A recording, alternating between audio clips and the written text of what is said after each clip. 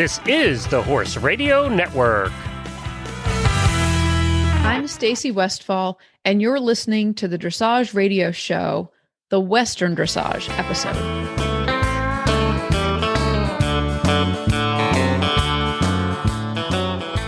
Coming up on today's show, I talk with Holly Winkeljohn about the benefits and challenges of virtual riding lessons. And then I share 3 exercises that I do to both improve the centerline and increase awareness of the horse's shoulders in steering. But before we move into that, I have Dini Swanson, Executive Director of the Western Dressage Association, here with me. And Dini, I would love to hear some numbers from the International World Show. There's lots of them. Yes, I was on the awards. I was on watching the virtual awards ceremony. And did you say over 1,000 rides judged? Yeah, we had 1,136 rides judged. We had to add an additional judge towards the end, so it was a lot. Yes, and I thought it was an interesting fact that it looks like it's taking them about twice as long to actually judge a virtual ride versus a live ride. That was an interesting fact for me. Yeah, they all go into it. If you haven't done it before, you go into it thinking, "Oh, this will be a piece of cake," and it's kind of a challenge. Yeah, it definitely sounds like it. So, yeah. Any other interesting facts from the World Show? I'm calling it the World Show, and it actually was the International Show. We had a very good showing internationally. We had riders from the United Kingdom, Sweden, Italy, Germany, Canada, and Australia. In addition to, I think it was like 40, maybe 40 states, 40 different states. That is great. That is really, I think like I've said before, I think the ability to show virtually is going to increase people's awareness of what they're capable of doing at home, but also the feedback you get from the judging is still so valuable. I had 2 people that had never shown in Western Dressage before that I talked into showing in the International. And it was really fun to watch them go through the process. And one I coached, she's in California, and I coached her virtually, and she built her own arena and did the whole deal from scratch all the way up through. And the other one came and hauled in. She rides here usually with my husband and takes reining lessons, and had her do it. And it was so fun because both of them were like, after we got through it and got it, filmed and turned in, they were like, I want to do it again. It's an awesome stepping off point. Yeah. I don't know. That's what we're hearing from everybody, but it's also not taking away from in-person shows, which is a fear that a lot of people had, that, people they're just going to show online, and that's not the case. It gets them excited about showing in general. And I will say that we are getting a lot of reining people starting to do Western Dressage because it helps them with their reining. Yeah, I think you're right about the idea that people had that fear that competitors would just move online, but they're similar, but they're different experiences. Yeah. And I love that there's that open time frame so that you can kind of work in doing an online show. Yeah. I got a different feeling of how you can work it into your workflow, different than the experience of packing everything up and driving to an event. And they both have their advantages and disadvantages. Exactly. That is awesome. So now that you've got past the international show, what is coming up next? Oh gosh. Well, first we have to finalize the international show, and that means getting all the awards out, which is going to be a challenge because what we're doing has never been done before. So people are going to have to be kind of patient with us while and a lot of the things that we do in Western Dressage at WDAA, we have to figure it out as we're doing it. So the shipping and creation of all these jackets that everybody's going to be getting might take a little longer than anybody would hope, but awards. It's exciting. There are a lot of award jackets going out. I know. Kind of doing the math when I was at the awards ceremony, and when somebody clarified, so you're doing these for division champions, but you're also doing these for class champions and top 10 too. And I was like, wow, that's a lot of awards right there. That is a lot of awards, but one, like if you win in 9 classes and won something in all 9 classes, that will all be on your jacket. Yeah. So it's, we rarely do things twice, or, it just, I don't know. We just keep creating new ways to do things. So yeah, exciting. Hopefully this will work. Yeah, I'm excited. And now we're obviously working towards the World Show. Mm-hmm. And I did want to give your listeners a little inside information that everybody knows that entries open August 1st, but you need to get your entries in soon, immediately after August 1st, or at least that first week. The trend is for horse shows all over the country is that they are growing exponentially. Almost all horse shows are bigger than they were the previous year. Mm. So knock on wood, that we don't have anything going on with COVID that will slow it down, but we could fill. We could fill the show and have a waiting list. That is a good reminder, because coming from the reining world, there is no such thing as filled. Yeah. Yeah, I know. So that is a good reminder that the show could be filled and not be able to enter, which again, in my world, doesn't happen. So I know. Thank you for the reminder. And wow. Yeah, it's a little reality check. In the dressage world, there's only so many rides you can do in a day, mm-hmm. and so many arenas you have room for. So mm-hmm. we could have a waiting list. Yeah. But everything is looking good. Good deal. As we move forward for the World Show. That's awesome. So good. And then I think you mentioned that there were some announcements for the youth that you wanted to make sure kind of got out. Yeah, I just want to make sure that people know we've sent out a couple e-blasts about there is a $1,000 scholarship that USCF is offering to high school seniors that can be found on their website. All of these deadlines are coming up very soon. Also, the Dressage Foundation is offering a grant from Lynn Palm that is for individuals.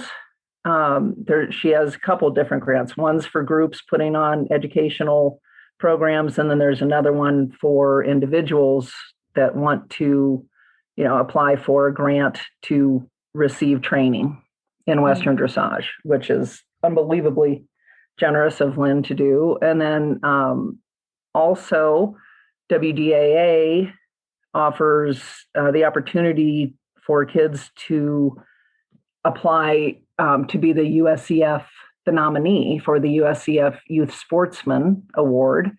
And everybody who applies will get a free membership for next year. And then they have the opportunity, if they become our nominee, then they have the opportunity to go on and compete for a $1,000 scholarship from USCF and their overall youth award. So lots of money to be given away. And then I also have an announcement coming up for youth at the World Show. That's very exciting, but I'm not going to tell you now. Okay, so for all the things that we are allowed to look at for the youth and these grants, where would people find that information? In their most recent WDAA email blasts, or the Dressage Foundation. Okay. Or USCF. Okay. Under youth grants and scholarships. Good deal. That is a lot of opportunity for youth. And I know that the Lynn Palm stuff, the foundation work that she did, and some of the different grants that go beyond the youth are really generous. And I think they're going to really help, just increase the awareness of the sport, which is growing leaps and bounds, by the way. Like I keep getting more local notices on like, oh, here's a Western dressage show that's AQHA approved. And, multiple, I've got the same weekend within about a 4-hour drive of me, I've got the chance to go to 3 different shows that are all WDAA, AQHA approved. That's amazing to me. Wow. That's great. Yeah. That's great. Yeah. It's exciting, and it's an exciting time, and people are thankful, and it's just a really great group of people. Mm-hmm. I agree. Yeah. Well, thank you for joining me, and I look forward to having you on the next podcast. Thanks for having me. This Nutrition Minute is brought to you by Kentucky Performance Products, the company that simplifies your search for research-proven nutritional supplements at kppusa.com.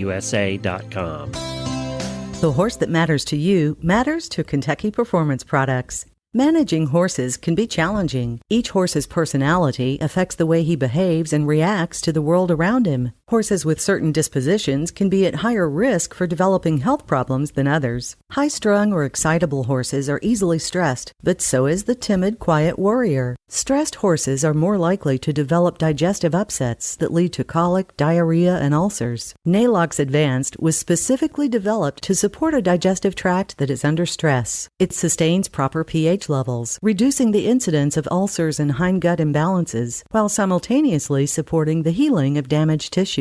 Nalox Advanced supports the complete digestion of starches and sugars and sustains populations of beneficial bacteria. Make life a little easier on your sensitive horse and start him on Nalox Advanced today. To learn more about the ingredients in Nalox Advanced, visit Kentucky Performance Products at kppusa.com.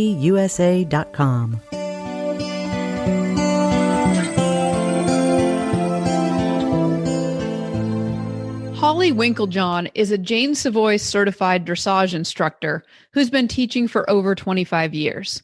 She's located in Florida and teaches students ranging in ability from intro through 4th level. She's passionate about all types of dressage, but particularly enjoys Western dressage. Thanks for joining me today, Holly. Thanks for having me.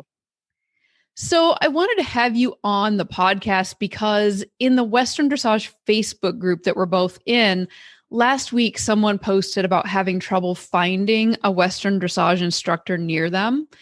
And by the time I found the post, there were several comments on there already from people suggesting virtual lessons.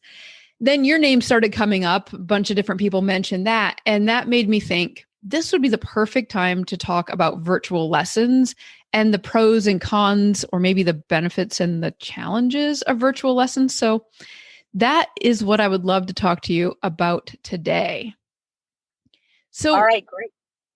yeah. So like when somebody first brings this up to you, like if you tell somebody you give virtual lessons, are they usually like on board right away, or how do they react to it when you suggest virtual lessons?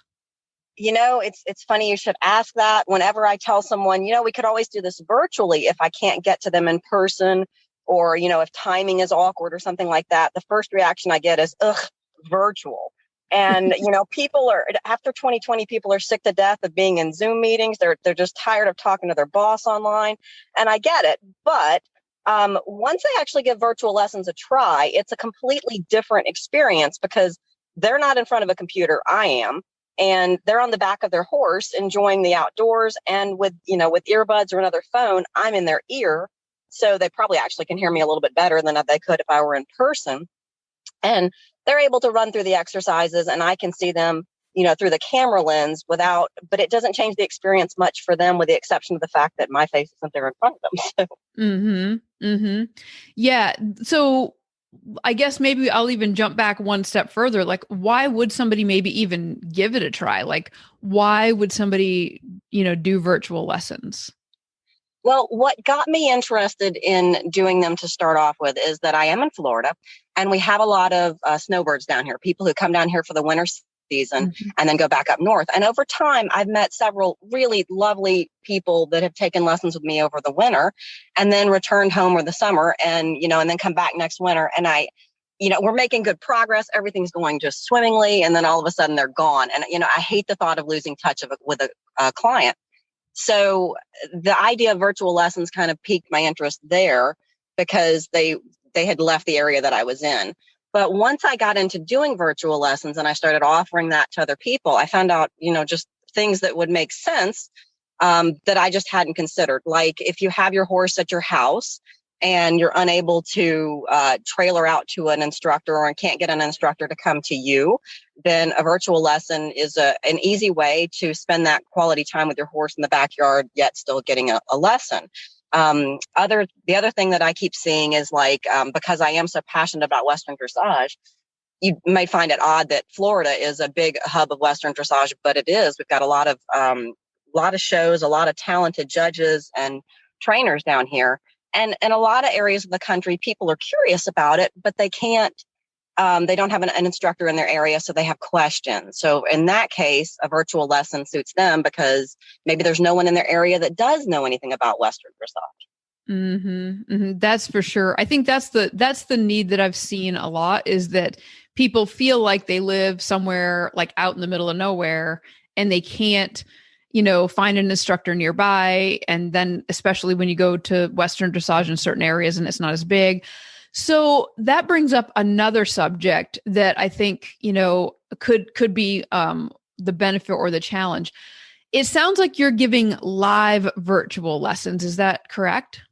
Correct. Yes. So what is the technology like for that? Because the first thing I'm imagining is I live in practically no cell phone land. I live in the middle of hills, so I don't have great cell service or internet. So let's talk about the couple different options. So what is it that you do with your students with the live?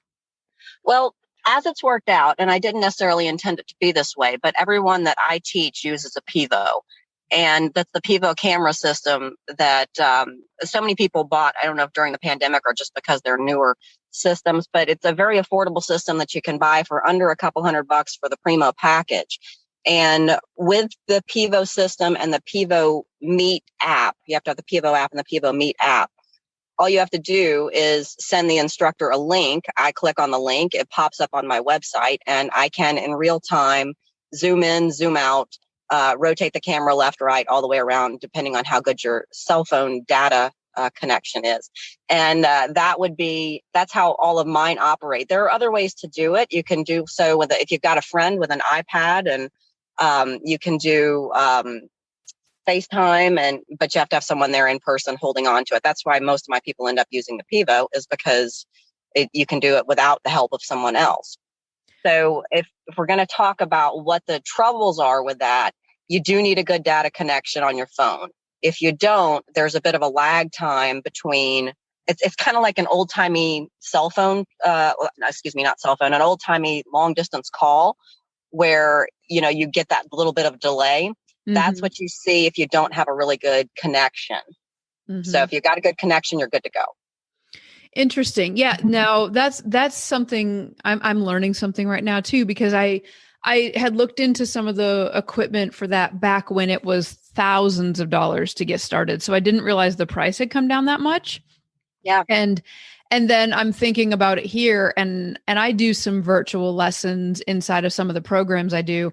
And I do them two ways. I either actually use Zoom and have them, it's a lot like using FaceTime. And sometimes somebody's got an actual person holding it, but I can actually do a lot with it on a tripod because they've got their earbuds in, and I can be like, okay, you just rode a little bit further out of range. Okay, go back over here. And it works. Even though I can't, pivot their camera, but now I'm really curious about looking into your system. So the people that I do, but then the other way that I do it is I actually just have them pre-record something and then we review it together on Zoom. And so that's got different, obviously it's got pros and cons. It's not the same as live, but it's got a different pro to it because you can both discuss it, and they almost get like an out of body experience because they were the person doing it and now they're watching themselves do it. Exactly. Yeah. I've done that. I've done those a little bit where you're doing the videos, and that's wonderful because you can go back over time and look back again and see how you did before. And, you can point out, no, I promise you were leaning forward when you doesn't feel like you're leaning forward. You can see it on camera. But yeah, the Pivo systems, I was really quite impressed when I started using them because you can, from the instructor perspective, I don't even have to have the system. I happen to have one, but I don't have to have one. They can just send me a link, and as long as I've got a laptop, then I can pull it up, and there they are on my screen, and I can take control of the camera and move the camera around however I would like. Wow, I did not know that. So, yep. So are you able to, or are they able to record that session also? I haven't figured out how to do that yet, and I'm sure there's a way. But I'm a riding instructor, not a tech guru, so I will get there one day. No, that is the response I usually get when I suggest something virtual with people, because I teach virtual programs and all these different things. And when I say that, I keep teasing that I really need my marketing to say horse training and technology training, because a lot of people are just flat intimidated with the technology. And, at the end of the day, everyone who commits to doing it has figured it out. Usually what I see is people like trying to make it perfect instead of trying to make it functional. And once they accept like functional is perfectly great, then all of a sudden we make big leaps. Yeah, I will say people who have given it the try, it's a matter of downloading an app or two apps in Pivo's case. You have to download the original Pivo app and then the Pivo Meet app. But it's pretty straightforward. You send a link and that's, it's pretty simple. So even people who are not so technologically advanced, myself proudly in that group, can use it rather easily. Now, it's interesting. You'd mentioned, if people are even like at home and they want to take that lesson at home, I'm never quite sure whether to put this in the pro or the con side of it, because I look at it and it's like I've personally taken some virtual lessons. And when I've done that, it's like the pro of it is I'm at home and I record and then I'm sitting there watching it with my instructor.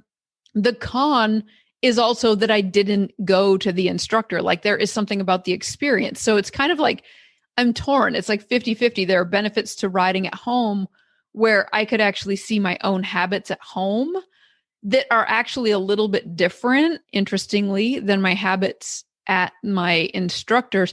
Are you noticing any differences between maybe what you would see in that person that you were, say, instructing while they were doing their snowbird thing versus when like you're seeing them at home? Do you see differences in the way that they're riding at home? Well, there's always that little bit of the intimidation factor of there's someone watching me. I think there's always, whenever you get an instructor in the loop, people tend to, until they're comfortable with the instructor, that is, tighten up a little bit and, ride a little bit differently, just because that eye is on you. So I don't see a major difference between using the camera versus being there in person in that regard. The nice thing about them having it in their house is that, like when I have people haul into my barn for lessons, which I do regularly, there's always you're in a new location, the neighbor has a pig, we're going to spook at the goat, and so we have to deal with that versus at home, you can get a little bit more concentrated training. It doesn't have the benefit of that desensitizing that you get when you haul them out places, but at the same time, it doesn't take nearly as much time.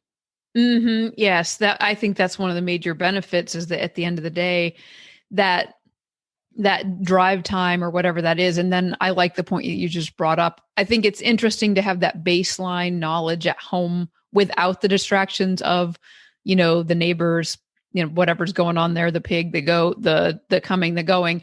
And then again, that goes back into that pros and cons list of like, that's one of the benefits of doing a lot of hauling is that your horse gets exposed. But I do like the idea that you get a solid baseline at home to know what you're capable of in a controlled environment, if we want to look at it like that, before you, and then as you stretch, then at least you've got that baseline of like, hey, I know this was working in the controlled environment. how can I now replicate that in that newer environment? Well, and I think as you've done virtual shows, from filming those that, trying to get the perfect thing at home is dang near impossible anyway.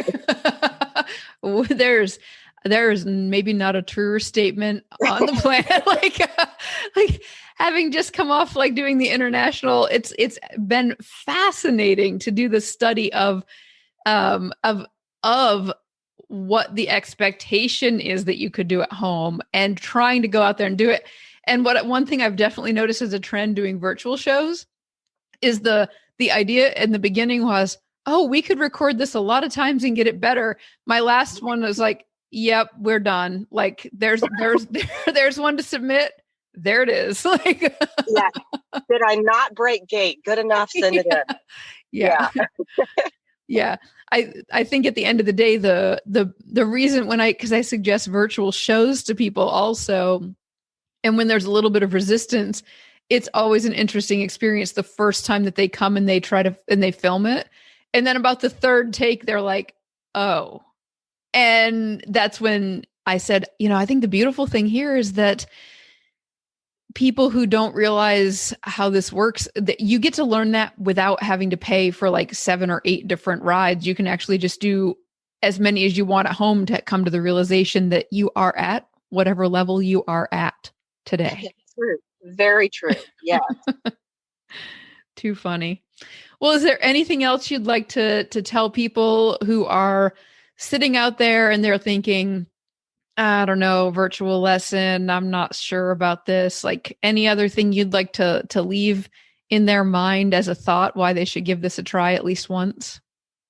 Sure. I mean, it's, as you know, by going to clinics and seeing different people, it's good to get a different opinion sometimes. So sometimes just getting a different, a virtual opinion from a different instructor is a great way to go. But so that's just if you just wanted to give it a try once, but it's not nearly as hard as you would imagine. And you really just have to go out and give it a try. And if you can locate someone with a Pivo camera or get one yourself, they're very simple for the instructor to use as well. So, but yeah, it is easier than I would have imagined. Once you get past, there's certain little tricks you need to know, like having the right earpod buds, and and having a good data connection. But once you get that settled in, it is just like you've got an instructor there in the arena. So it's very, very helpful. Yes. Well said. The technology piece, you can do it. You can do it if you really want to do it. And I think it's super worth it. And I'm going to take advantage of it more. So thank you for joining me today. I really hope this pushes a few people over the edge into giving it a try at least one time. And I know you've been teaching for a long time. You're teaching all over the United States with this virtual stuff. So if someone wants to get in touch with you, what's the best way for them to reach you? Probably the easiest way to reach me is to find me on Facebook. My name is unique enough that there's only one of me out there. So if they search for me on Facebook, Holly Winkeljohn, I will come up. I do have a page out there that is called Virtual English and Western Dressage Lessons with Holly. You're welcome to like that page, contact me through that page as well. Mm-hmm. And but yeah, with the name Winkeljohn, there aren't many of us, that's for sure. Well, I'll make sure that we put links to your Facebook page as well as your email in the show notes so that anyone who wants to find them can find them. And I really do suggest that everybody, just like I think everyone should try at least one virtual show once, I think everyone should give a virtual riding lesson a try, because like Holly said, it's a great way to get another perspective and learn something. And that's what it's all about. Thanks again. Exactly. Thank you so much for having me.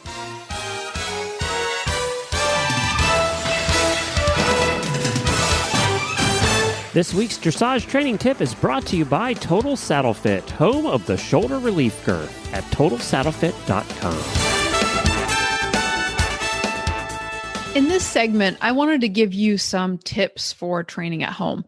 A listener wrote in and asked if I could talk about riding centerlines. They had signed up and shown in the Western Dressage International show, and they were curious how to improve centerlines.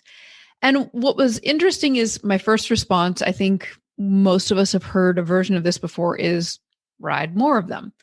But when I got thinking of it, that's not always the most helpful advice because it's kind of general. It's absolutely true.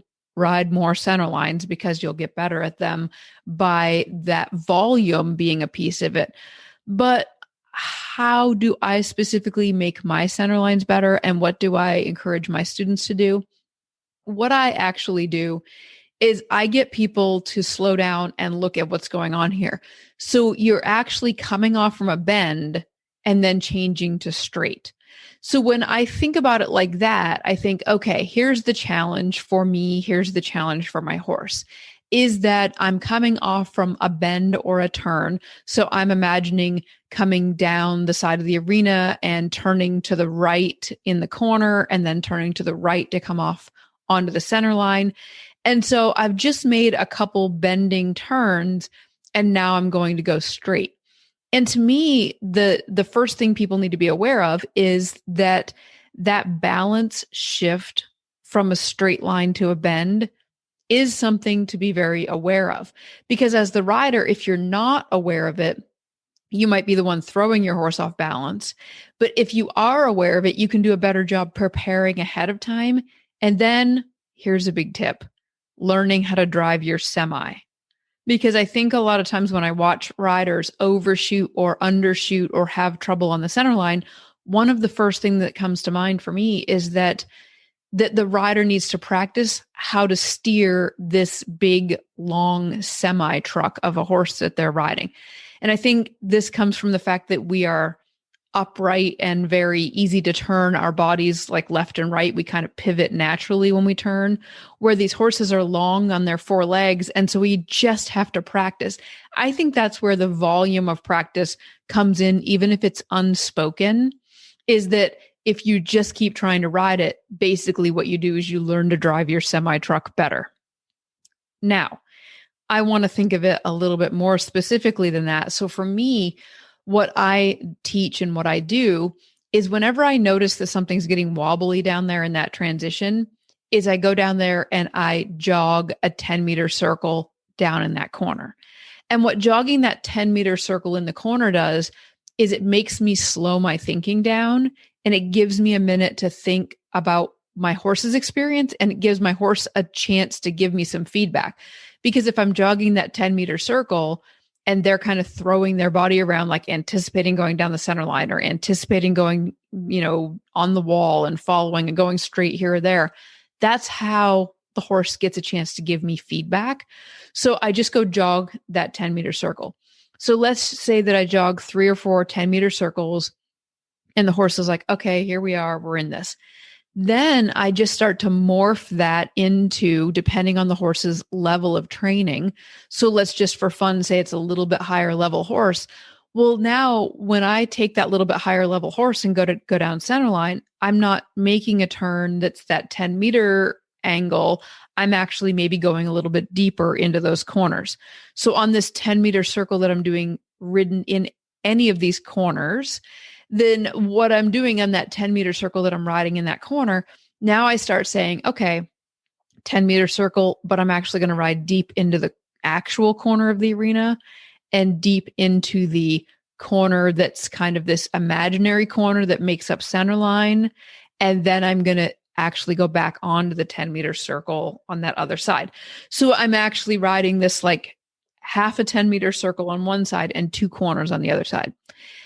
And what that does is instead of me having to go like all the way down the arena and all the way back to be able to find my way to a corner, it gets me practicing corners much quicker, but in a super focused way. So now I know this half 10-meter circle is happening and these 2 corners are happening. And for me, that again quiets my mind down, lets me think about doing this repetitively 3, 4, 5, 6 times and feeling the questions that my horse might have about what we're doing here. Typically what happens in that particular exercise for me is I start to learn how deep I can take my horse into the corner without them losing balance. So if I picture myself on one of my horses that can do like 3rd or 4th level, I can take those horses deeper into that corner. but there is still a spot where I feel their loss of balance. I feel a little loss of rhythm. And that's when I know that I'm now at that wobbly spot, and I don't want to show that wobbly spot. I don't want to do that wobbly spot on my tests. So I know they're not quite ready for that spot. So I'll back off and not go quite as deep. Now on my younger horse, that's going to happen a lot quicker. So I'm not going to get him very deep into that corner before I feel that wobble. So again, this is a way for your horse to give you feedback on how they're experiencing it, because just that repetition over and over again, I can find that sweet spot. And I'm just riding this little funky little pattern of 2 corners and a half 10-meter circle, 2 corners and a half 10-meter circle. Then what I do is then I start to take this and actually go down the center line. So I do the 2 corners and now I actually go down the center line. Now, this is interesting. Here's how these 2 exercises bridge together. These 2 exercises for me bridge together because the horse, once we've done a bunch of this 2 corners and a 10-meter circle, I was telling you I was doing this all to the right in my imaginary mind as I sit here riding this over and over again. So what happens to me is I'm going to go into that corner, turn right, imaginary corner that takes me down center line, turn right. Now I'm going to go straight. But guess what? My horse is going to be thinking about going right because I've just done that exercise over and over again. So now my horse has a little bit of bend to the right and I want to go straight. This is maybe my biggest tip for learning to ride center lines with your horse, is actually the same thing you just practiced and learned in those 2 corners. I want you to take it on the center line and experiment with it. And here's what it is. When you were riding deep into that corner to that right-hand corner and then that right turn onto center line, the way you were able to be bending your horse to the right but not having the horse fall in is that you were using some aids to keep that horse out to the left. And I'm going to say that one of the aids you were doing was you were bending the horse with the inside rein a little bit and you were leading the horse a little bit, helping that horse, directing that horse's shoulder a little bit with your left hand. So when I'm riding and I've got my horse between my reins, there's this kind of back and forth. So as I'm riding those corners, I'm playing around with the idea of what are all these 4 aids doing? Like, how's my inside leg working here? How's my outside leg working here? How's my inside hand working here? How's my outside hand working here? And so when I'm especially riding that younger horse of mine that needs more help on the center line, I know that I'm helping develop that inside bend with that inside rein and that inside leg, and that I'm regulating at the direction and the speed and how much bend, and I'm kind of catching that energy with that outside rein. And so when I go onto the center line, what I do, I ride onto the center line and I then envision that my legs are like rails. And so my legs are kind of directing that horse's energy to go down the center line. But I like to keep a little bit of that right bend and lead that horse down the center line with just a little bit of that bend to the right. Because what this does for my horses and the students that I teach is now what we're doing is we're doing something where we're going to say, horse, I want you to ever so slightly be bent to the right, but I want you to travel in a straight line with your body. And what this does is it does a couple things. For the rider, it proves that you know how to give and take and develop a little bit of bend, but also separately communicate with the shoulders. Because if you don't know how to do that, then when you bend the horse to the right, the horse automatically goes to the right. And what happens on the straight line, and this is what I see a lot of times, is you get this real wobbly straight line. And I'll tell you how and why I fix that in a minute. But the other thing that this does, if you practice coming down the center line and riding with a little bit of bend to the right or left, whichever way, but like right now in this example, a little bit, tiny bit of bend to the right, but you are able to steer that horse's shoulder straight while having that little bit of right bend. What you discover is if your horse understands the idea that you can steer that shoulder with that little bit of different bend. So much later on, you're going to see places where the horse needs to be able to to counterbend and do some different things. You're going to see, counter canter. You're going to see all these different ideas of being able to move the horse's body around that appear in the higher levels. To me, one of the first appearances of this is that if the rider understands how to have a slight bit of bend and maintain that bend while taking that horse straight, what it shows me is that the rider knows how to send their aids and their energy straight down the center line. And the reason I think this is so helpful for the riders to envision it this way, but also for the horses, what I often see is riders that turn onto center line and they think, go straight horse, but in reality, they kind of open their aids a little bit and hope the horse goes straight instead of sending the horse straight. And then what I see reflected in the horse is I see a horse that maybe they even begin straight, but then the horse starts drifting, let's say, to the right.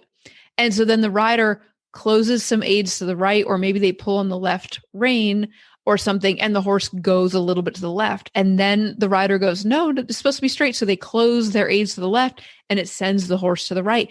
And so the wobble is actually created because the rider isn't sending that horse between the aids and straight down the center line. And the fastest way I have found to be able to communicate this to the rider is to say, maintain just a tiny bit of bend one direction while you go down through there. Because if you just take this as a little puzzle piece and you figure out how to maintain a little bit of bend to the right and go in a straight line, you will be far ahead, because what you'll have to figure out how to do is you'll have to figure out how to give and take enough to tell the horse that the bend is correct, but also enough to direct the horse's shoulders down through. And then, of course, if you practice all of this to the right with a little bit of right bend, is now you need to go ahead and do that to the left with a little bit of left bend. And once you've conquered being able to ride the center line with a little bit of bend and still send the horse's body straight, then you will magically be able to ride the center line, actually keeping the horse straight. So to me, I just want to remind you that that transition from bend to straight and from straight to bend is a place where the horse can lose balance. And so I like doing the exercises where there's quite a bit of like the exercise where I'm riding the two corners and then the half 10-meter circle, because there's a lot of the bend that's being involved in there. And that one's going to be able to show you some of the things that you can learn in that bend, because then you'll feel the difference in your horse when you go from that bend and you actually send them down that longer straight line. And of course, keep in mind, there are lots of other great places written into the tests to be able to practice this. I'm envisioning the intro test where you ride down the wall and then ride a half 20-meter circle to the right and then back onto the wall.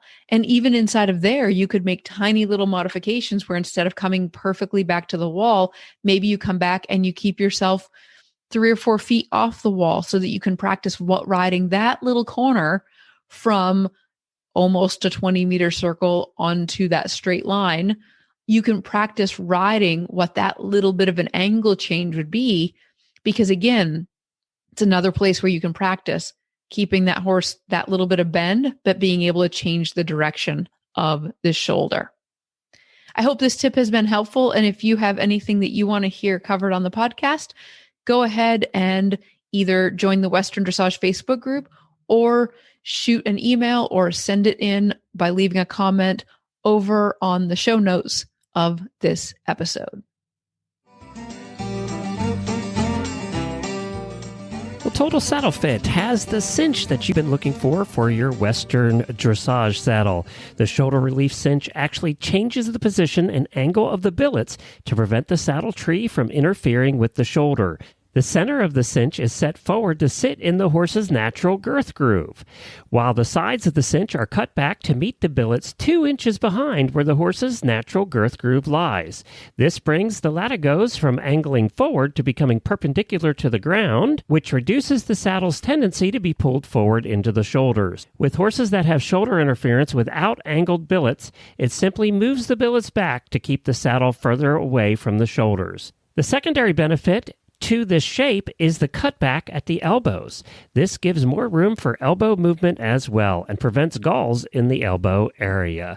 You can find the shoulder relief cinch at TotalSaddleFit.com. That's TotalSaddleFit.com.